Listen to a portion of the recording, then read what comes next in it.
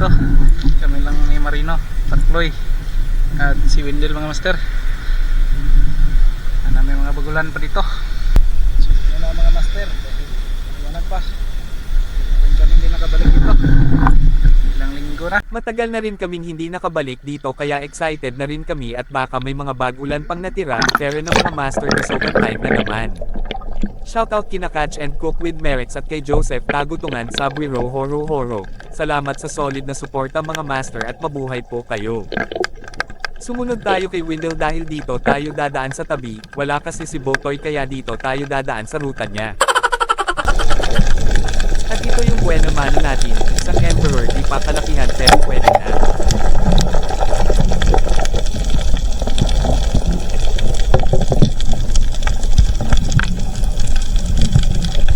Ang dami nilang nagsilabasan ngayon mga master kaya tutusok din tayo ng ganito, masarap din siya kaso lang matigas ang kanyang shell. May nailawan tayo na malaking katambak, kitang-kita natin kahit nasa malayo dahil kumikinang ang kanyang kaliskis kapag tinamaan ng ilaw, kaya para hindi siya humarurot ay hindi na naman natin idinirekta yung ilaw sa kanya, gising pa kasi siya mga master at gumagalaw pa, nadala na kasi tayo dahil palagi tayong tinatakasan ng ganitong isda kaya mabuti nang makasigurado. Binitiwan pa natin yung spear gun natin para hindi talaga siya makapunit, total mababaw lang naman ito, nasa isang dipo lang siguro. Malapad na talaga siya mga master, akala pa natin ay butiti nung una dahil hindi tayo makapaniwala na nasa mababaw lang siya.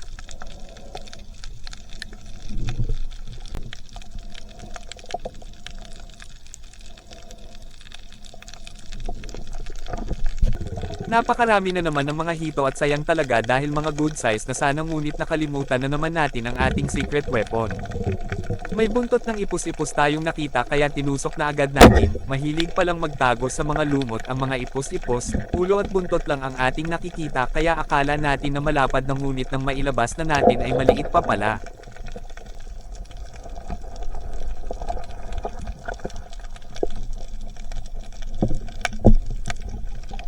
Nadaplisan natin ang pusit na ito kanina kaya hindi na siya makalangoy ng maayos, matagal pa nating naikasa ang ating shaft, buti na lang ay hindi na talaga siya tumakas.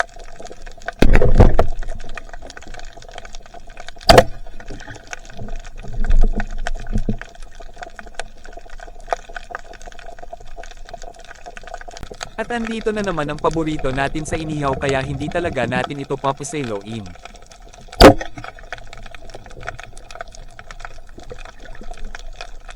Naputol pa nga ang isa nating rubber, buti na lang ay naka-double rubber tayo kaya tuloy ang panunusok at isinama na rin natin ang mga makabinhi. At pati itong bugaong ay hindi na rin nakatakas sa mga kamay natin at mababad trip na naman tayo sa ingay nito. Nahiya pa siya sa camera at hindi muna nag-ingay, ngunit nang may silid na natin siya sa ating sisidlan ay doon na siya nagsimulang manginis sa atin. Napakaraming ganitong size ng mga pusit lumot kaya hindi na natin pinaselo, kinilaw pang pusit kapag uwi mamaya.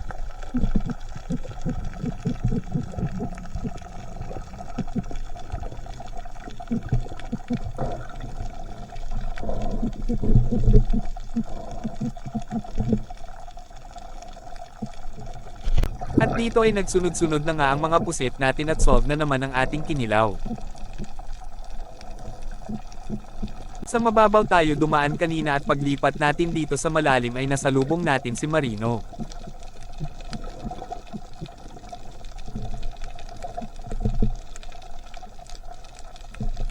Hindi na sana natin tutusokin ang mga ito pero may nakita tayong isa na mas malaki sa kanyang mga kasama kaya yun na lang ang tin-target lock natin.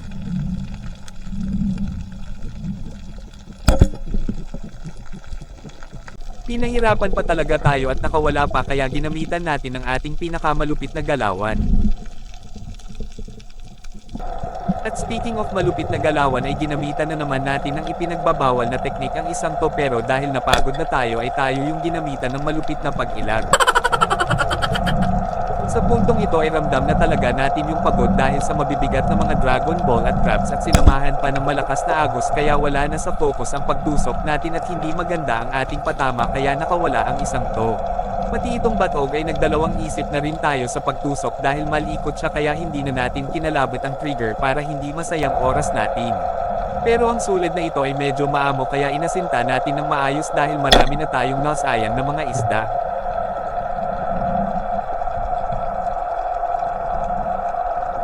May isa na namang batog ngunit tulad nung isa ay medyo malikot kaya hindi na naman natin natusok. Dahil napagod na tayo ay umahan na tayo at ito yung mga blessing namin sa gabing ito.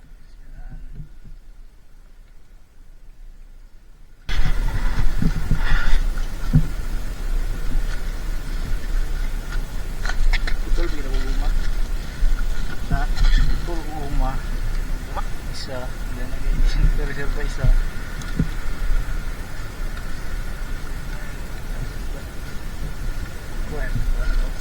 Betul kira. Murag galing kuan lambana. Murag na lang ka. Murag lang. Tatla pa yung magaling ko yung so.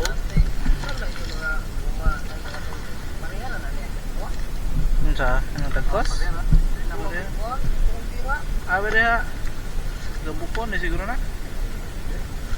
Nakatusok rin pala si Marino ng isang emperor, halos magkasinlaki lang sa natusok natin akala natin ay magkapatid ang mga ito ngunit parang long nose yung natusok niya at nasa malalim yung sa kanya at yung sa atin ay nasa mababaw lang. Wala bangat.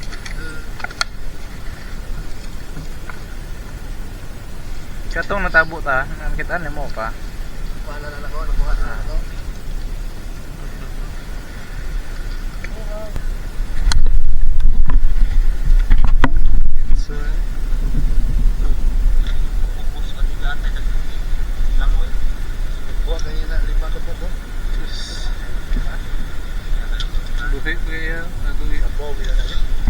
Sana ay nag-enjoy kayo sa ating adventure at kung umabot kayo sa bahagi ng bidyong ito ay maaaring mag-react, comment at share. Malaking tulong po yun para makagawa pa tayo ng maraming adventure. Maraming salamat mga master at hanggang sa muli.